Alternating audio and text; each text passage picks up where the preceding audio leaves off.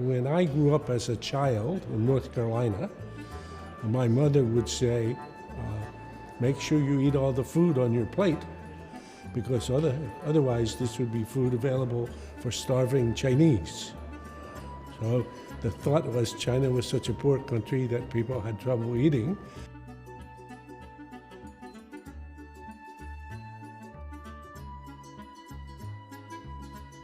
Well, China was a very poor country. China was actually a very poor country up until the 1990s even. The idea of China as the largest economy in the world was an unbelievable idea in 1980 or 1990, even for most people in 2000. But China's rise has been the most spectacular event in the world in the last 25 years. I would say that's a great success story for the world. And as the president of the World Bank said just at the last session, over these 40 years, 800 million people who used to be very, very poor now are not poor, and some are middle class, some are even wealthy. So what a fantastic story for mankind, and what a good lesson for other countries. This bridge goes across the Charles River at Harvard between the Kennedy School and the Business School. I can see it out of my office. The renovation of this bridge, the discussion about it began when I was dean of the Kennedy School, and I quit being dean in 1989. The project began in earnest in 2012. It was a 2-year project. In 2014, they said the project is not finished. In 2015, they said the project is not finished. It'll take another year. In 2016, they said, we're not going to tell you when this is going to be finished. Now it's almost finished. I contrast this in the book and in my presentation with the renovation of the Sanyang Bridge here in Beijing, which has got about twice as many lanes of traffic as the Anderson Bridge.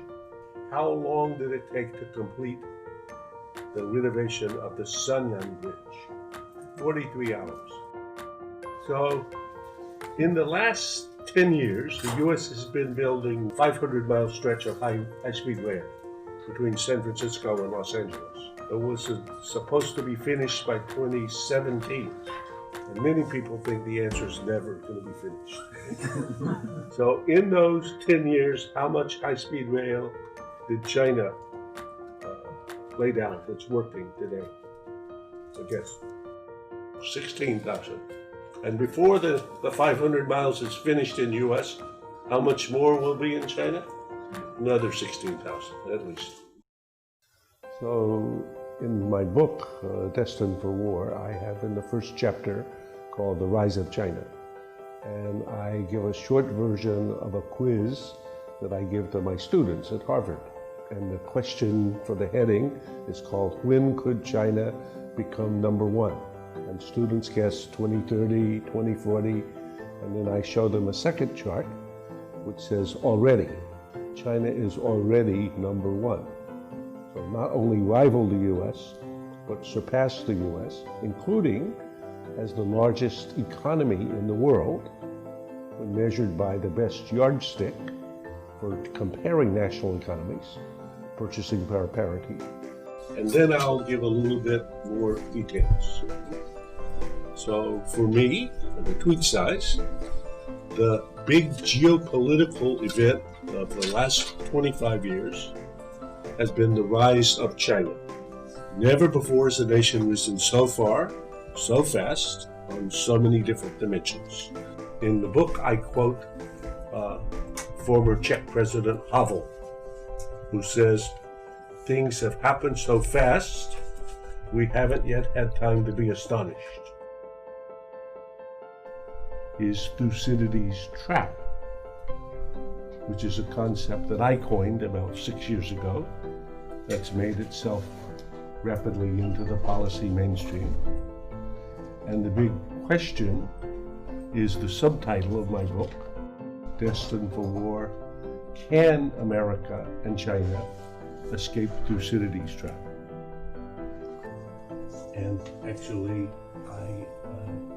I believe this is what Xi Jinping believes when he says we need a new form of great power relations. What's wrong with the old form? I think what's wrong with the old form is that it frequently leads to war, which is not a good outcome. So we need to be imaginative, energetic, adaptive in creating some new form.